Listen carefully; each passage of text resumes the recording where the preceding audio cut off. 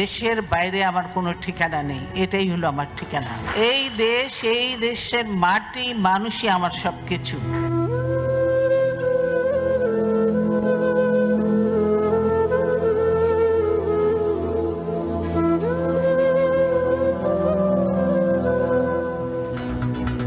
তিনবারের সাবেক প্রধানমন্ত্রী বেগম খালেদা জিয়ার বর্ণাঢ্য জীবনের অবসান।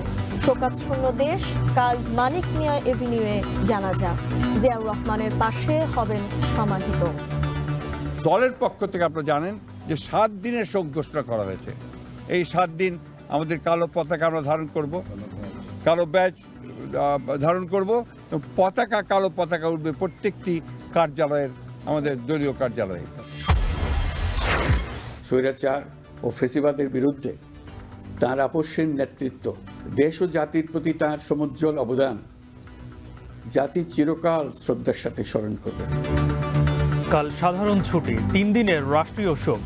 এভারকেয়ার থেকে নেওয়া হবে ফিরোজায়, জানাজা থেকে দাফন রাষ্ট্রীয় মর্যাদায়।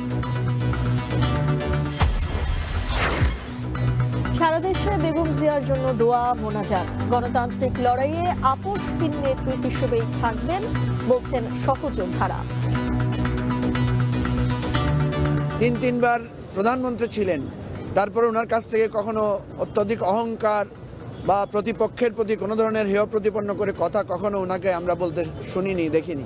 এই রকম নেতৃত্ব আমাদের বাংলাদেশে খুব সাম্প্রতিককালে আসেইনি। তিনি অন্যায়ের সঙ্গে কোনোদিন আপোষ করেননি, তাই নীতির প্রশ্নে তিনি ছিলেন আপোষহীন। মুসলিম বিশ্বের দ্বিতীয় নারী প্রধানমন্ত্রীর মৃত্যুতে বিশ্ব নেতাদের শোক। শেষ বিদায়ে থাকবেন ভারত পাকিস্তানের পররাষ্ট্রমন্ত্রী। শোক বয়ে কূটনীতিকদের সই। এবং বেগম খালেদা জিয়ার মৃত্যুতে বিপিএল সহ সব খেলা স্থগিত। বিসিবি, বাফুফে সহ সব ফেডারেশনের শোক।